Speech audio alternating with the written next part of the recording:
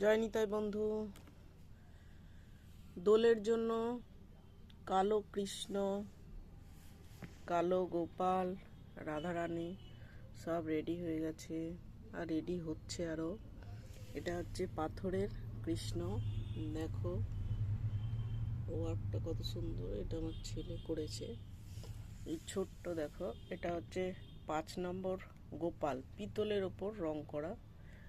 দেখো এর কাজটা দেখো কত সুন্দর। এটা আমার ছেলে করেছে।